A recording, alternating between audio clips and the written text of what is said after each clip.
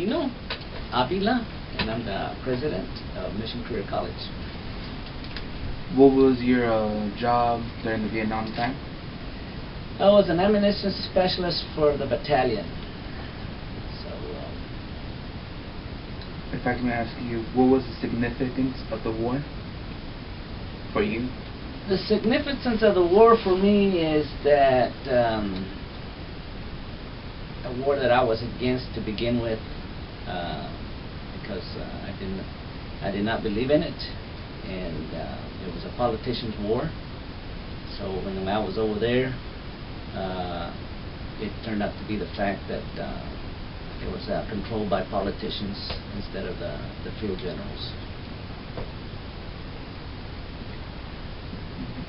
What do you think the effect of the war had on America? Well, at that time, of course, time heals a lot of things, but at that time it divided the country up. The protests that were going on, and it was a very unpopular war. Again, it was called a conflict, not a war. So the termination of it. So in reality, and you see that in the news when the veterans came back from over there. Of course, they weren't treated as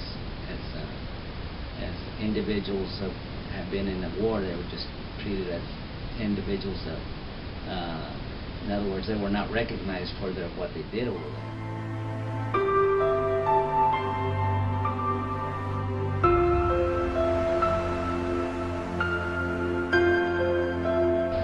Like you said, the United States was divided. That actually was called a hawk or dove back then. What do you believe? Dove being against war and peace and so on and so on, and the hawk is people that wanted war, did not know the cost of war, but they really wanted war. Well, I think that the hawks, and you look at it in a war, there's profit to be made during the war. So those individuals that, and companies and business and industry that sold things, items to the government, they became rich. They sold a lot of ammunition. They sold a lot of gear, footwear, clothing, you name it that the combat soldier needed it. So, and as you'll see, they sold a lot of oil, a lot of diesel, a lot of all that stuff was going on that was selling, and it generates a lot of wealth to the wealthy. So that's the way I see it, because the ones that don't have those contracts and don't get into that point, they're not going to make an income out of it. So to me, the hawks are the ones, if you'll see, the ones that are hawks are the ones that are the most to benefit from it, because they got nothing to lose. They don't have the majority of, and I can tell you a lot of their children are never going to go in the service because they got money and they're going to go to college, and they won't. At that time, we were being drafted, and those that didn't go to school, the ones that went to college got a deferment because they went to college, so they didn't have to go to combat. But the ones that that didn't are the ones that went into combat.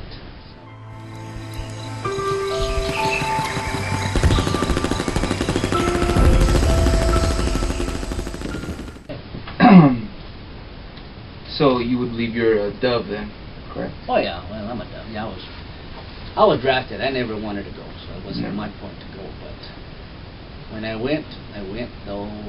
In the back of your mind, you're against it though. You have to do it. You see a lot of draft dodgers that went to other countries and all that. But it's just something that when you're drafted, you do it. So.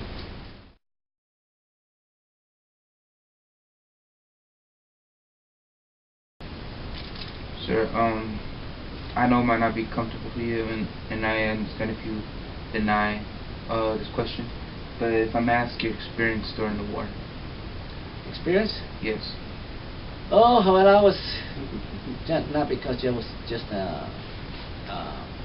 ammunition specialist battalion, but we had to resupply all the firefights that were going on there. We loaded and unloaded ammunitions, and I was responsible for drawing it all out for the battalion and supporting and supported all the other units that were also involved in the firefights. We worked 24/7.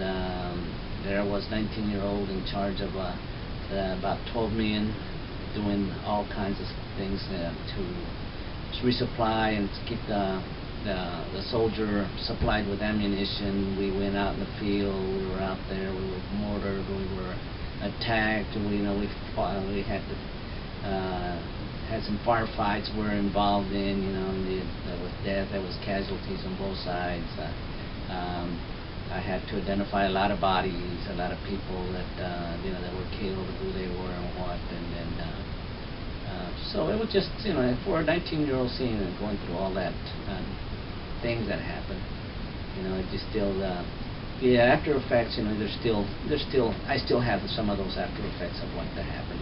PTSD, which is post-traumatic stress disorder.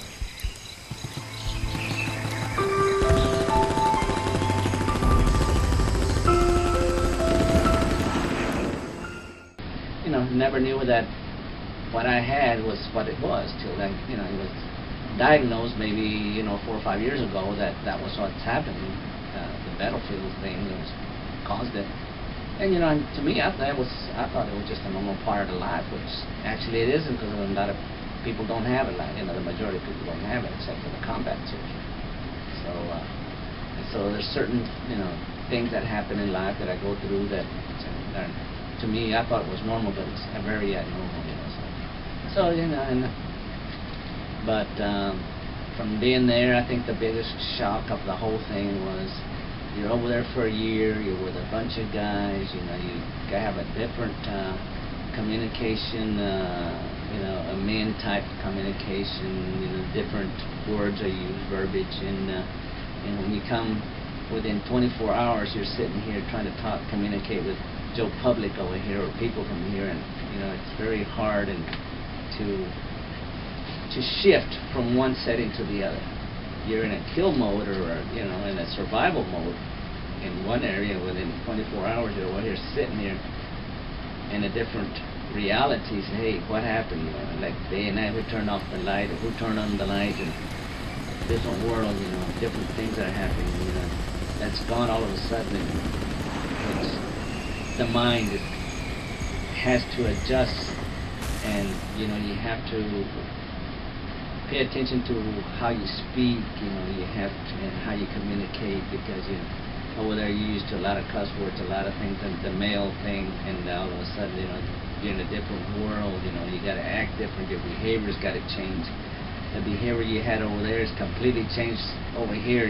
So what's acceptable over there is not acceptable over here. So and that's the thing, that the biggest shock was that transition from yesterday there, today here. I'm sitting over there yesterday, with a machine gun or whatever, or a gun, a rifle, or a pistol, and over here. Then in the morning next morning I'm sitting there trying to communicate with your family and holding a cup of coffee. That's the shock, the reality shock. You change from one environment to the other. So like I said, it's a culture shock that you have yourself, and all of a sudden it's very threatening, to yourself. How do I act? How do I communicate? And what do I do now? I'm here. I know what I'm going to do there, because I knew my duties and responsibilities. Now here, see, I no longer have those. I'm not told what to do, or not, the expectations are gone.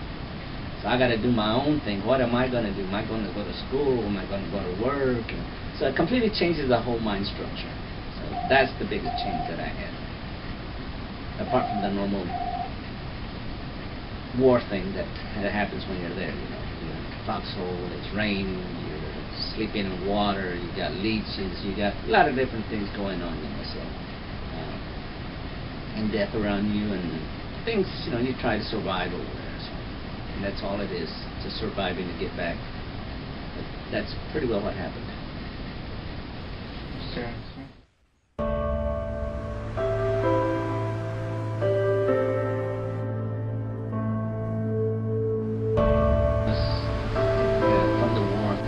live with those every day, but it's not that I think about what I did.